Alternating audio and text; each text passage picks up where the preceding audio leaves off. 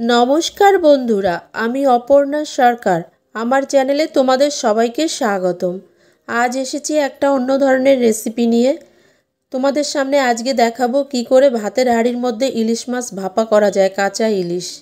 তো একদমই ঝামেলা নেই এবং সময়ও কম লাগবে। ঝটপট করে আমি বানিয়ে ফেলবো কিভাবে ইলিশ মাছ ভাপা। তো তোমরা দেখতে থাকো আজকের রেসিপিটা। তো আমি কি করে ইলিশ মাছ ভাপাই তোমরা দেখো, পুরো ভিডিওটা দেখবে, কোথাও কাটবে না। যদি তোমরা ভিডিওটা কেটে কেটে দেখো তাহলে তোমরাই বুঝতে পারবে না। তো বন্ধুরা, তোমরা আমার এই ভিডিওটা দেখো প্লিজ। তো দেখো, প্রথমে আমি হাঁড়িতে জল আর চাল দিয়ে গ্যাসে চাপিয়ে দিলাম ভাত করার জন্য। তো দেখো ভাতটা উতর এসেছে, তো আমি ঢাকনিটা নামিয়ে দেব। ঢাকনিটা নামিয়ে দিয়ে আমি 2 পিস মাছ নেব, কারণ ইলিশ মাছটা বাড়িতে সবার জন্য অন্য কিছু রান্না হয়েছে। তো আমি আজকে ইলিশ মাছটা আমি নিজে খাবো, তার জন্য 2 পিস মাছ নিচ্ছি আমার জন্য। তো নিলাম লবণ, দিলাম হলুদ এবং কাঁচা লঙ্কা বাটা, তারপরে দিচ্ছি সর্ষে বাটা, জিরে বাটা এবং ইলিশ মাছ যেহেতু কাঁচা, তো কাঁচা তেলও দিচ্ছি। দেখো, কাঁচা সর্ষের তেল, ঘানির তেল। তো দিয়ে আমি এটা সুন্দর করে হাতে মাখিয়ে নেব। তো মাখিয়ে নিচ্ছি, তোমরা দেখতে থাকো। তো প্লিজ আমি আর এক পিস মাছ অ্যাড করছি, যদি তোমাদের দাদাভাই খায় তার জন্য আর এক পিস মাছ অ্যাড করে নিলাম। তো দেখো ভাতটা হয়েছে নাকি এবার আমাকে দেখতে হবে। ভাতটা যদি ফুটে যায় তো ফ্যানটা ঝরিয়ে দিতে হবে, তার জন্য আমি ভাতটা একটু দেখে নেব একটা চামচ দিয়ে। তো বন্ধুরা, ভাতটা হয়ে গেছে, তার জন্য আমাকে ফ্যানটা ঝরাতে হবে।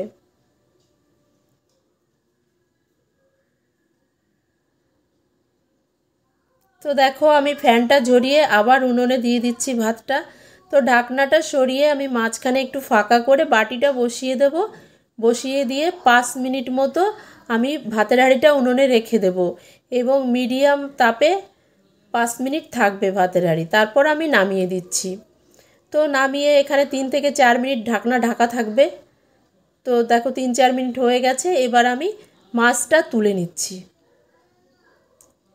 তো মাছটা তুলে আমি দেখছি যে মাছটা হয়েছে কি না, কাঁচা আছে নাকি ভিতরে, ওটা আমাকে একটু চেক করতে হবে। তো আমি হাত দিয়ে একটু ভেঙে দেখছি, হ্যাঁ সহজেই হয়ে গেছে, মাছ হয়ে গেছে, যার জন্য ভেঙে গেল। তো আমি তোমাদের একটু চামচ দিয়ে কেটে দেখাচ্ছি। তো দেখতে থাকো, এই দেখো আমি চামচ দিয়ে মাছটা কেটে ফেললাম।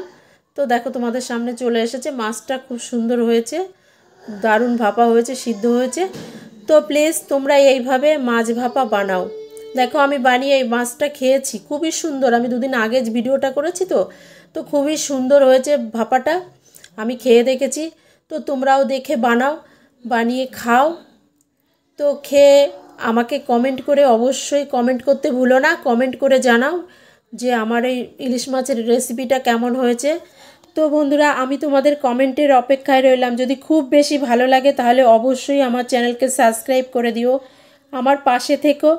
আমি আবার আসবো নতুন কোনো ভিডিও নিয়ে।